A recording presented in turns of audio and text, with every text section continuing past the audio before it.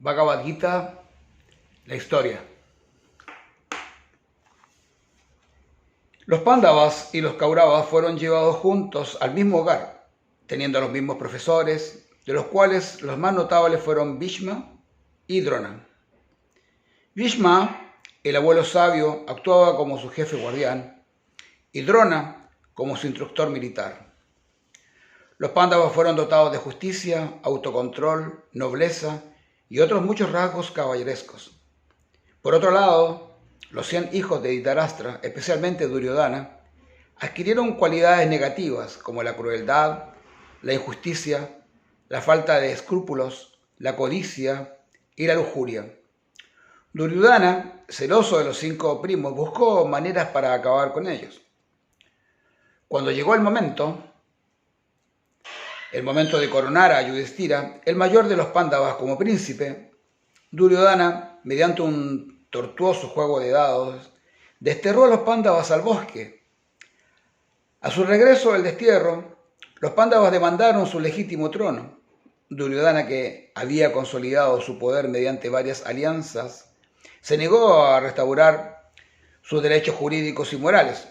Los intentos de los mayores y de Krishna, que era amigo de los Pándavas y también de los Kauravas, para resolver el asunto, todas las maneras que tuvieron para resolver el asunto fallaron. Nada satisfaría las codicias desmedidas de Duryodhana. La guerra se hizo inevitable. Duryodhana y Arjuna, cada uno por su parte, pidieron a Krishna que les ayudara en la guerra, ya que poseía el ejército más fuerte y era venerado como el más sabio y maestro yogi más grande. Krishna ofreció otorgar su gran ejército a uno de ellos y convertirse en un auriga y consejero del otro. Auriga es el que lleva un carro con los caballos, el chofer. Y consejero del otro, pero no tocaría ninguna arma ni participaría en batalla alguna. Duryodhana eligió el vasto ejército de Krishna, mientras que Arjuna prefirió escoger a Krishna como su auriga. Vemos la diferencia entre uno y otro, ¿no?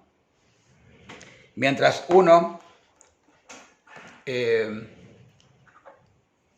Arjuna prefirió quedarse únicamente con Krishna y sus consejos, el otro se quedó con todo su ejército.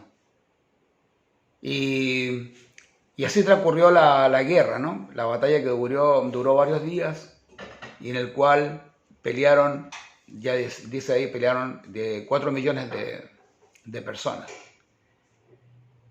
Algunos lo toman, ya lo explicará de otra manera en alguna parte del texto. Algunos toman esto simplemente como algo simbólico acerca de lo que es la lucha en la naturaleza humana, ¿no? Cómo de repente una persona tiene que lidiar con las dos cosas que tiene en la conciencia, ¿no? Para poder lograr el objetivo, muchas veces para lograr el objetivo una persona tiene que incluso renunciar a sus propias ideas, por el bien, ¿no? Por el bien de lograr algo o lo que sea. O sea, tiene que renunciar incluso a sus ideales. Pero tomémoslo como lo tomemos al Bhagavad Gita, ya sea que lo tomamos como algo simbólico o lo tomamos como algo realmente que sucedió en la batalla de Kurukshetra hace 5.000 años, nosotros los creyentes lo aceptamos como algo real, ¿no? Pero también para mostrar este conocimiento a mí no me molesta mostrarlo como un hecho simbólico. Lo importante es que se tome la enseñanza que deja este libro acerca de lo que es la lucha que hay entre la conciencia, la mente y ese nexo que es la inteligencia que nos permite dilucidar todo ese tipo de dudas y conflictos y que nos puede llevar hacia la felicidad.